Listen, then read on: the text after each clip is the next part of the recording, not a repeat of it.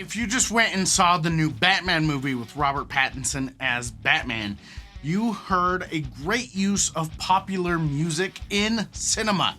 And that is Something in the Way by Nirvana. They played this song twice in the movie, and today we're gonna go over how to play it. It's actually super duper simple. It's only 2 chords. So let's dive in right now. Okay, so the 2 chords that you need to know are first a standard E minor chord. So that can be your 2nd finger on the 5th string on your 2nd fret, and your 3rd finger on the 2nd fret of your 4th string, and then your other 4 strings are all open.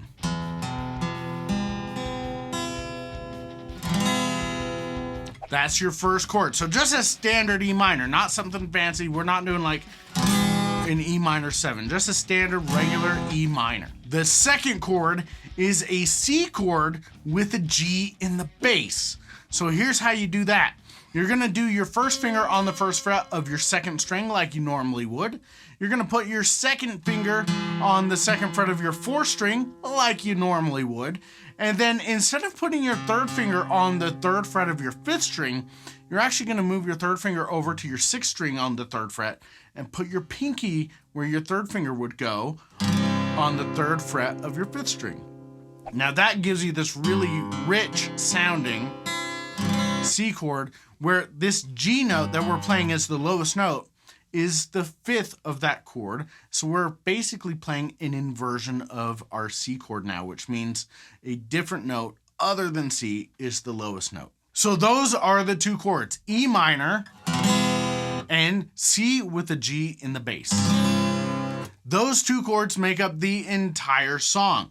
Now, you're gonna notice as I play this, I do my E minor the lazy way because I got some fat fingers, okay? So I do my E minor just with my 2nd finger. I lay it across both strings. It's just, I make it so that it goes onto both strings. I press down. And then when I change to my C, I don't hardly have to move anything. So to make sure that you know those 2 chords, 1, make sure that you have those memorized if you don't already, and then practice just changing between those just to get it down, because this whole song really relies on being able to change between that E minor and that C with the G in the bass and being able to do that well. Now let's talk about the strum patterns that are gonna happen. There's 2 sections of the song. There's the verse section where it's just Kurt Cobain singing and playing guitar, and that's it. And then in the chorus, you hear the drums and the bass come in, and there's harmonies. It's a little bit bigger. They're very, very similar. The chord progression remains the same. We're still just playing E minor and C, but the strum pattern is going to change up just a little bit. Now, a quick note, with this song, these chords aren't strummed like the full thing every time. You could do that a little bit more in the chorus, but especially during the verse, you only really have to hit your lowest 2 or 3 strings.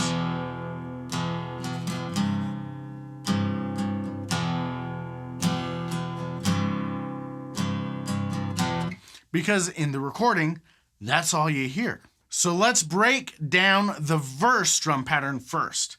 This is the first thing that we hear when the song starts. And so this is just gonna go like this. It's gonna go 1, 2, 3, 4, and 1, 2, 3, 4, and 1, 2, 3, 4, and 1, 2, 3, 4, and 1, 2, 3, 4, and 1, 2, 3, 4, and down, down, down, up, down, down, down, up, down, down, down, up, down, down, down, up, down, down, down, down. And that's all that is played during the verse. Now let's break down the chorus strum pattern, which is almost the same thing. It's pretty close to the same thing, but it gets a little bit more active during the chorus, and it actually becomes a 2-measure pattern. Because what we're gonna do is during the chorus, we're gonna go like this.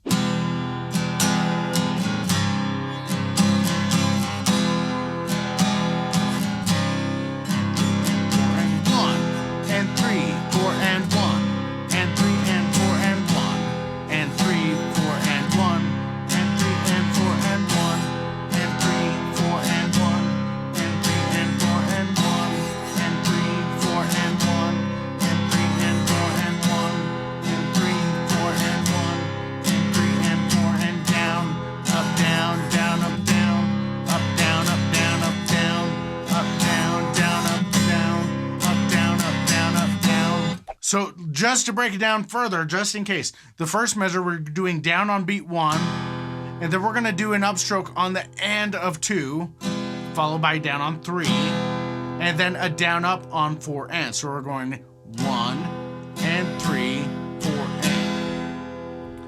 1 and 3, 4 and. 2, 3, 4, 1 and 3, 4 and. Now with the strum pattern, you don't have to get really active with your whole elbow. Do a lot with your wrist on this because you want to keep your wrist nice and relaxed, but especially if you're just hitting your lower strings.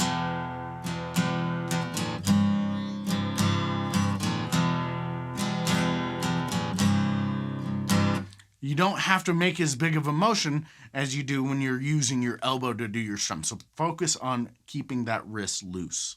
Now the second measure is pretty much the same thing. We're going to go down on 1 and then up on the end of 2 and then down up on 3 and 4 and 3 and 4 and 1 and 3, 4 and 1 and 3 and 4 and 1 and 3, 4 and 1 and 3 and 4 and 1 and 3, 4 and 1 and 3 and 4 and 1 and 3, 4 and 1 and 3 and 4 and 1. Now, one other quick note, I forgot to mention this earlier. This song is tuned a little bit different. It's in standard tuning, but everything is a little bit sharp. I don't know if they sped up the tape or if Kurt's guitar was just out of tune, so they tuned to him. I don't know what it is. But you're going to want to tune to the track. The way that you do that, what I did is I just hit play and I listened for that low E note, and then I tuned my E string up to that E note. And then I would tune my guitar to itself by using the 5th fret, 4th fret method. Where if I play the 5th fret on my 6th string, that's the same note as my open 5th string. So I can tune my 5th string to that note. And then you do it with your 5th and 4th strings. And then you do it with your 4th and 3rd strings. But when you come to your 3rd and 2nd string, you got to drop down to the 4th fret. So you play the 4th fret of your 3rd string, 2nd string open, and then you play the 5th fret of your 2nd string and then open 1st string. That's how you can tune your guitar to itself. So first, tune your low E. You want that string to be a little bit sharp, so listen to the song and tune it to that opening E chord and then tune your guitar to itself, and it's going to sound a lot better. If you just use a tuner and tune yourself to standard tuning and it's perfect with the tuner, and you try to play it with the song, it's going to sound off. All right, so that's it as far as what you need to know. You need 2 chords, E minor, C with a G in the bass, and you need your strum pattern for the verse, and your slightly more complicated strum pattern for the chorus, and that's the entire song. So let's go ahead and turn on the song and play along with it, and then we're going to go from there.